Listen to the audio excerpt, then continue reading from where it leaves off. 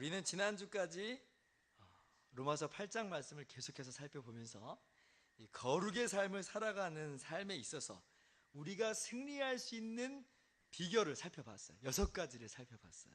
첫 번째는 예수 안에 있는 자에게는 결코 정죄함이 없다. 그렇기 때문에 우리는 멈춤 없이 전진할 수 있다, 그렇게 이야기를 했어요. 두 번째는 거룩하신 영이신 성령께서 우리 안에 계신다. 그러므로 우리가 이 거룩의 씨름을 계속해서 해나갈 수 있다 그랬어요. 주님이 변화시키실 거라고 이야기했어요. 세 번째는요, 우리가 하나님의 자녀가 됐다고 그랬죠. 하나님의 자녀가 되었기 때문에 우리가 승리의 삶을 살아갈 수가 있다. 이것이 죄와의 힘겨운 싸움에서 오호라 나는 공고한 사람이로다 하는 탄식이 터져나오는 그 순간 속에서도 우리를 붙들어주고 우리에게 새 힘을 공급해주며 마침내는 승리의 창가를 부를 수 있게 하는 거라고 말씀드렸어요. 기억하시죠? 자, 그리고 네 번째, 우리가 이 거룩의 삶 승리할 수 있는 비결이 뭐라고 그랬어요? 우리가 하나님의 상속자다. 아들이면 또한 상속자니 하나님께서 우리에게 영광의 나라를 마침내 우리에게 유업으로 주실 것이다, 그렇게 말씀을 드렸습니다. 다섯 번째, 우리 안에 거하신 성령께서 말할 수 없는 탄식으로 우리를 위해서 항상 기도하신다. 너무 지치고 무너져서 기도할 수 없다라고 여겨지는 그 순간 속에서도 성령께서 말할 수 없는 탄식으로 우리를 위해서 친히 기도하심으로 우리도 모르게 하나님 앞으로 나아가게 되는 거예요. 그래서 이길 수 있다고 그랬어요. 여섯 번째, 모든 것을 합력하여 선을 이루시는 바 하나님의 손길이 우리 가운데 있고 하나님의 섭리가 우리 가운데 있다. 그래서 인생이라는 삶의 싸움터에서 우리가 어려울 때 있고 환난도 있고 때때로는 무너져 내리는 것 같은 경험도 하지만 완전히 무너지지 않고 극복할 수 있는 것은 바로 이러한 하나님의 은혜가 있기 때문에 그렇다 그랬어요. 이 사망의 몸에서 누가 나를 건져내랴. 답답하죠. 아직도 이 모양 이 꼴인 게 너무너무 한심스럽죠. 그러나 그럼에도 불구하고 우리가 이 길을 계속해서 걸어갈 수 있는 비결, 그리고 마침내 승리할 수 있는 비결, 그것은 바로 주님의 그 은혜예요. 우리 못할 것 같죠? 거룩의 삶, 우리하고 너무나 거리가 멀어 보이죠? 도저히 그렇게 못 살 것 같죠? 그러나 그렇지 않아요. 하나님께서 우리 가운데 역사하심으로 말미암아 반드시 그렇게 이루고야 마실 거예요. 오늘 본문 29절도 이야기하는 바가 바로 그거예요. 우리를 거룩한 삶으로 이끌며 마침내 예수 그리스도를 닮게 하시는 하나님의 사역이 사실은 영원 전부터 하나님이 계획하시는 바고, 그렇게 하나님이 오늘도 계획대로 이끌어 가신다라는 거예요. 그러므로 하나님의 계획은 반드시 이루어지고야 말 거예요. 29절 보세요. 하나님이 미리 아신 자들을 또한 그 아들의 형상을 본받게 하기 위하여 미리 정하셨으니 이는 그로 많은 형제 중에서 맏아들이 되게 하려 하심이니라. 하나님께서 우리를 미리 정하셨대요. 이건 무슨 우발적으로 충동에 의해서 우리를 선택했다는 게 아니에요. 하나님의 계획 가운데 우리가 들어가 있어요. 그렇게 우리가 선택된 거예요. 그런데 보세요, 여기에 하나님의 목적, 하나님의 의도가 분명하게 들어가 있어요. 뭐예요? 아들의 형상을 본받게 하시겠다는 하나님의 의도와 하나님의 목적이 우리를 선택하시는 그 선택 안에 들어가 있다는 거예요. 자, 그러면 그런 말미암아 우리가 선택받고 부르심을 받아 지금 이 신앙의 길을 걸어가고 있다면 우리는 지금 하나님의 계획의 그 선상에 있는 거예요. 지금 우리 혼자 뚝 떨어져 가지고 지금 혼자서 힘겹게 싸워가고 그렇게 살아가는 게 아니에요. 하나님의 영원하신 계획이 이미 우리 가운데 분명하게 주어져 있다. 어디까지? 아들의 형상을 본받게 하시겠다는 하나님의 의지, 본받게 하시고야만은 하나님의 역사, 그 안에 우리가 있는 거죠. 30절 그래서 같이 한번 보세요. 자, 읽어봅시다. 시작. 또 미리 정하신 그들을 또한 부르시고 부르신 그들을 또한 의롭다 하시고 의롭다 하신 그들을 또한 영화롭게 하셨느니라. 아멘. 하나님의 계획대로 이 모든 것이 이루어지고 있는 것이 분명하다면 마침내 아들의 형상을 본받고야 말 겁니다. 이것은 우리가 하는 게 아니에요. 우리가 애쓰고 노력한 바가 있지만 하나님께서 우리와 함께 이 일을 해내가고 계세요. 이것이 바로 성경의 이야기예요. 데살로니가전서 5장 23절에 보면 이런 얘기가 있습니다. 평강의 하나님이 친히 너희를 온전히 거룩하게 하시고 또 너희의 온 영과 혼과 몸이 우리 주 예수 그리스도께서 강림하실 때에 흠없게 보존되기를 원하노라. 그러면서 바울 사도가 놀라운 말을 덧붙이는데 24절 같이요. 너희를 부르시는 이는 미쁘시니 그가 또한 이루시리라. 아멘. 누가 이루신다고요? 하나님이 이루신다는 거예요. 여기 미쁘시니라는 말은 믿을 만하다, 신뢰할 만하다, 신실하시다, 약속을 지키신다, 이런 말이에요. 그러므로 하나님은 그렇게 미쁘신 분이기 때문에 하나님께서는 우리 가운데 아들의 형상을 본받게 하시고다 그 의도와 목적과 그 약속을 반드시 이루실 거예요. 이것이 바로 우리에게 희망이 되고 격려가 되고 있죠. 여러분, 거룩의 삶을 살아가다 보면 바보 같아 보이죠. 지난 한 주간 돌아보면 우리 집사님께서 기도하시는 것처럼 참 한심하기 그지없어요. 주님을 믿는다고 하는데 이제껏 은혜를 받아왔는데 아직도 요 모양 요 꼴이냐? 얼마나 바보 같아 보이는지 몰라요. 그러나 우리 아직 끝난 거 아니에요. 아직 끝난 거 아니에요. 우리 하나님의 그 계획 위에 지금 걸어가고 있는 거예요. 이게 딱 떨어지는 예는 아니지만 박영선 목사님이 이런 예를 드시더라고요. 마치 이것은 우리가 비행기를 타고 지금 날아가는 것과 같다 그래요. 우리나라에서 호주를 간다고 한번 생각을 한번 해보세요. 비행기를 타고 가요. 너무 피곤해가지고 비행기에서 깜빡 잠이 들었어요. 근데 꿀잠이에요. 너무 잠을 잘 잤어요. 그리고 지금 잠이 깨서 눈을 딱 떴는데 아직 어디를 날아가고 있냐면 제주도 위를 날아가고 있어요. 제주도 위. 아니 아직도 제주도야. 그렇게 날아왔는데 아직도 우리나라를 못 벗어났어? 그렇죠? 아직도 제주도니까. 네, 제주도예요. 그런데 그냥 제주도가 아니에요. 붕 떠 있는 거예요. 붕 떠 있는 거. 우린 저 밑에 지금 제주도에 있는 게 아니고요. 붕 떠서 제주도 위를 날아가고 있는 거예요. 아래에 속해 있는 사람들이 아니에요. 비행기는 계속 가고 있어요. 그래서 우리는 이렇게 말할 수 있어요. 야! 조금만 더 가면 호주에 갈 수 있겠네.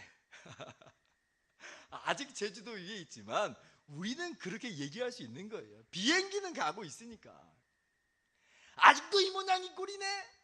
아니에요. 좀 있으면 주님을 닮게 되겠네.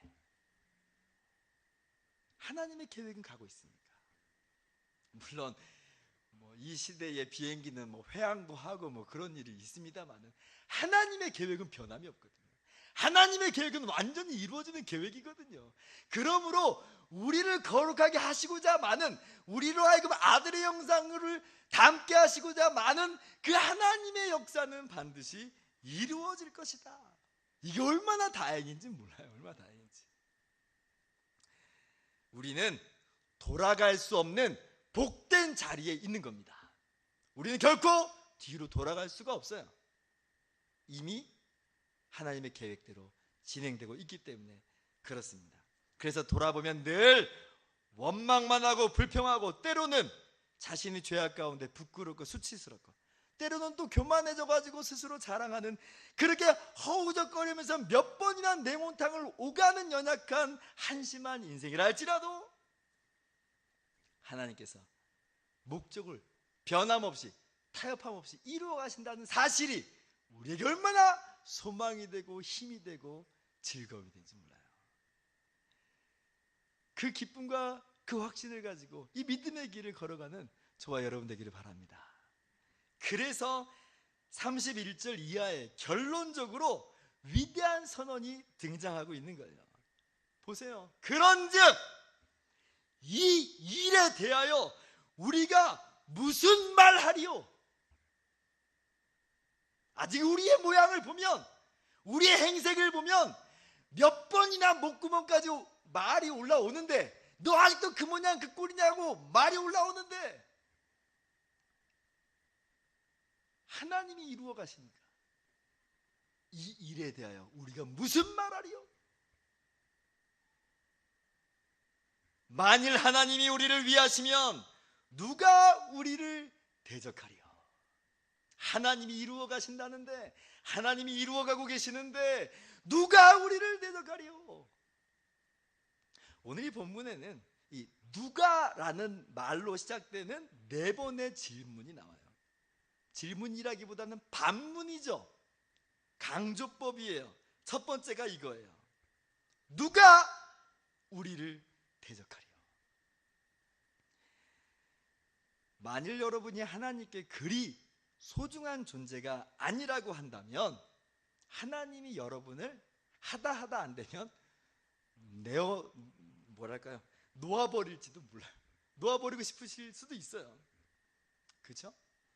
그런데 여러분이 하나님께 얼마나 귀중한 존재냐면, 하나님이 독생자 예수 그리스도를 여러분을 위해서 보내시고 여러분을 위해서 죽기까지 하셨어요.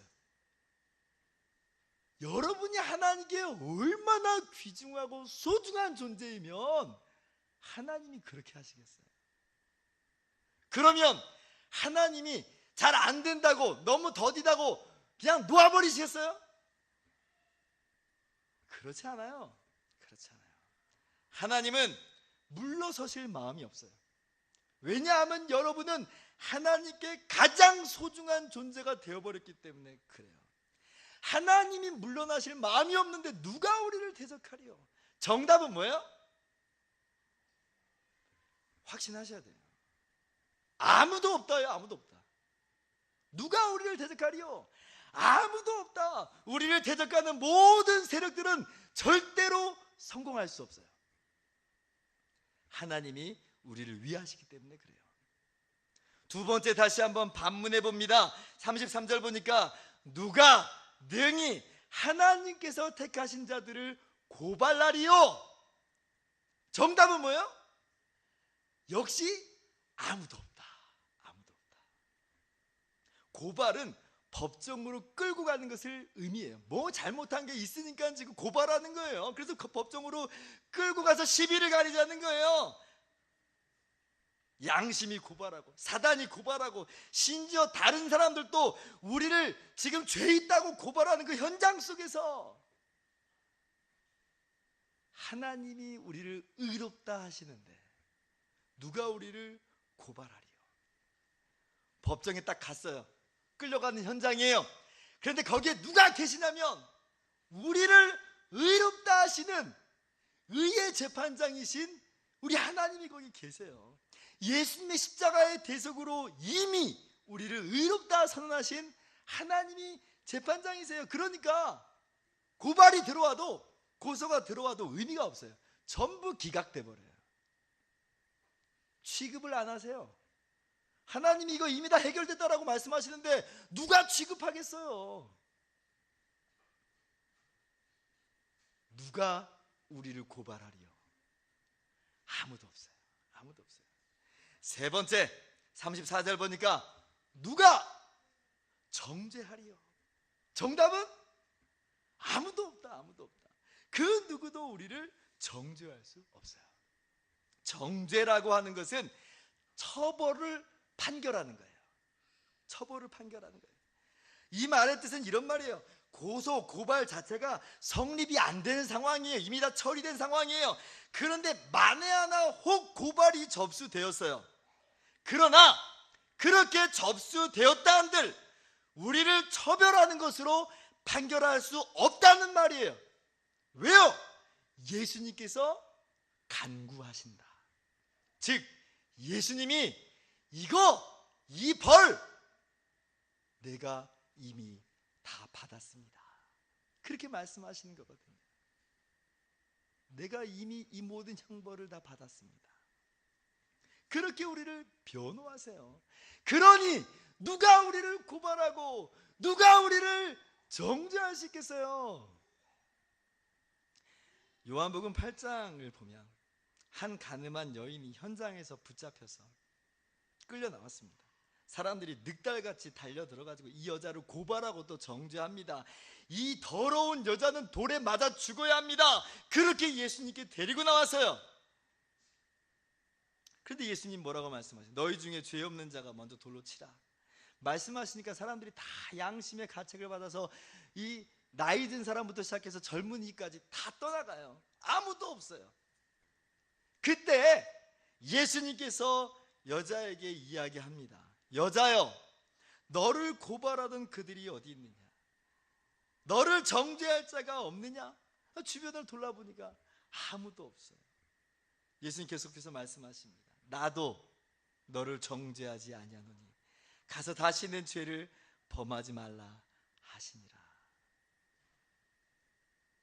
주님은 정죄할 수 있는 권한이 있으세요. 주님은 의로우시기 때문에. 이 여인은 정죄받아 마땅한 여인이에요. 현행범이에요. 가늠하다 붙잡혔어요. 그러나 주님은 정죄하지 않으시고요. 도리어 이 여인의 모든 죄까지도 다 담당하시는 거예요. 주님께서 친히 정죄받으시고 십자가에서 대신 달려 죽으셨어요. 우리는 고발돼야 되고 우리는 정죄받아 마땅한데 예수님께서 십자가 위에서 다 해결하셨는데 누가 우리를 정죄하리요? 아무도 그렇게 할 수 없다. 믿으십니까? 아멘. 네 번째 누가로 시작되는 질문은 35절에 나와 있습니다. 35절 같이 읽어볼까요? 시작. 누가 우리를 그리스도의 사랑에서 끊으리요?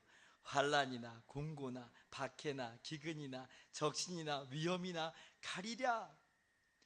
누가 우리를 이 같은 그리스도의 사랑에서 끊을 수 있겠어요? 대답은 또 뭐예요? 아무도 없다. 이거 몰라서 물어보는 게 아니에요. 아무도 없다는 것을 강조하고 싶어서 이렇게 물어보고 있는 거예요. 39절이 분명하게 그 대답으로 이야기하고 있습니다. 또 같이 읽습니다. 높음이나 깊음이나 다른 어떤 피조물이라도 우리를 우리 주 그리스도 예수 안에 있는 하나님의 사랑에서 끊을 수 없으리라. 아멘. 기독교 대안학교인 꿈의 학교 교사 이인희 씨가 쓴 가치로의 산책에 이런 글이 나와요. 딸이 한 20개월 됐을 때 함께 산책을 이제 종종 다녔답니다. 근데 이제 20개월 되면 막 천방지축으로 막 아빠 손 놓고 이리저리 좀 다닐 만한 때잖아요. 그렇게 열심히 뛰어다니니까 지쳐가지고 금방 또 체력이 또 약하니까 안아줘 뭐 이러면서 아빠에게 오는 그런 나이대예요. 아마 여러분 다 경험하신 분들도 있을 거예요. 그런데 이제 이분이 안아주려다가 이제 교사다, 독서지도 하는 그런 교사인 걸로 제가 알고 있는데, 그런 교사다 보니까 갑자기 그냥 안아주지 않고 뭔가 좀 질문을 해보고 싶더래요. 그래서 내가 왜 너를 안아줘야 될까? 이렇게 물어봤대요. 그러니까 이 아이가 다리가 아파서요 그렇게 이야기했죠. 그래서 안아줬어요. 근데 그렇게 한번 해보고 나니까 이게 아이의 발육에 좀 도움이 되겠더라는 거예요. 문답을 이렇게 하면서 아이의 창의성이 좀 개발되겠다는 마음이 좀 들었나 봐요. 그래서 고의적으로 그 다음부터 산책 코스를 길게 잡았대요. 애가 그래서 힘들다가 좀 있다가 아빠 안아줘 이렇게 오는 거죠. 그래서 내가 왜 안아줘야 되니? 이유를 새롭게 한번 들어봐봐. 이러니까 애가 뭐 비가 와서 바람이 불어서 뭐 밤이라서 무서워서 뭐 이렇게 여러 가지 이유를 댔어요. 그러니까 그런 이유를 들으면서 이 아빠가 흐뭇한 마음으로 아이를 안아줬대요. 그러던 어느 날 다시 저녁을 먹기 전에 아이와 산책을 하는데 이 아이가 또 다리가 아팠어요. 근데 이제 더 이상 적당한 이유를 댈 만한 게 떨어져 버렸어요. 더 이상 적당한 이유를 댈 만한 상황이 아니에요. 어려움에 봉착하게 된 거예요. 아이는 안아달랍니다. 그래서 이 아빠가 안아줄까 하다가 그래도 꾹 잡았대요. 어떻게 이기나 보자. 연민의 정을 누르고 내가 왜 인진이를 안아줘야 되지? 이렇게 물어봤대요. 한참 이 아이가 대답을 못하고 우물쭈물하고 울상이 되어 있다가 입을 삐죽삐죽거리면서 말문을 여는 거예요. 왜냐하면 아빠가 나를 사랑하기 때문이에요. 정답이에요? 정답이에요. 정답이에요. 이 이야기를 딱 듣는데 이 이인희 씨 마음 울컥하는 마음이 들었대요. 울컥하는 마음. 왜요? 갑자기 그때 하나님 아버지의 사랑이 확 느껴지는 거예요. 하나님 아버지의 사랑이 느껴져요.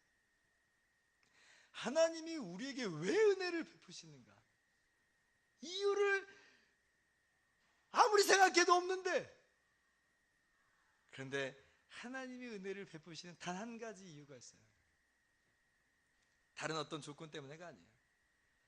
아버지 하나님께서 우리를 사랑하신다는 거예요. 부모님들은 이 말이 무슨 말인지 아마 다 아실 거예요. 무엇으로 이 사랑을 끊을 수 있겠습니까?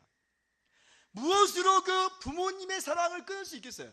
예, 인간 부모님은 죄인인지라 이 사랑을 저버리는 일이 있을 수 있어요. 그러나 하나님은 결코 그러시지 않는 완전한 사랑으로 우리를 사랑하고 계세요. 이사야 49장 15절은 이렇게 말합니다. 여인이 어찌 그 젖 먹는 자식을 잊겠으며 자기 태에서 난 아들을 긍휼히 여기지 않겠느냐. 그들은 혹시 잊을지라도 나는 너를 잊지 아니할 것이라. 그 어떤 것도 그리스도의 사랑에서, 그 어떤 것도 하나님 아버지의 사랑에서 결코 끊을 수 없으리라. 도저히 이유를 댈 만한 상황이 안 된다 할지라도, 도저히 이유를 제시할 수 없는 상황이라 할지라도 하나님은 그래도 우리를 사랑하세요. 그러므로 우리는 여전히 하나님의 품 안에 있는 거고요. 하나님의 계획 가운데 우리가 나아가고 있는 거고요. 우리의 일생 가운데서 반드시 주의 뜻이 이루어지고야 마는 것이죠. 말씀을 정리하도록 하겠습니다. 우리는 완전하신 하나님의 계획과 목적 가운데서 살아가고 있습니다. 누가 대적하리요? 누가 고발하리요? 누가 정죄하리요? 누가 끊으리요? 아무도, 그 어떤 세력도 그렇게 할 수가 없어요. 환난이 없다는 이야기가 아니에요. 시험과 유혹이 없다는 이야기도 아니고 죄와의 힘겨운 싸움이 사라진다는 이야기도 아니에요. 그 모든 것에도 불구하고 우리가 넉넉히 이긴다는 이야기예요. 37절입니다. 같이 한번 읽습니다. 그러나 이 모든 일에 우리를 사랑하시는 이로 말미암아 우리가 넉넉히 이기느니라. 아멘. 여러분의 삶을 그래서 오늘도 힘차게 살아가시기 바랍니다.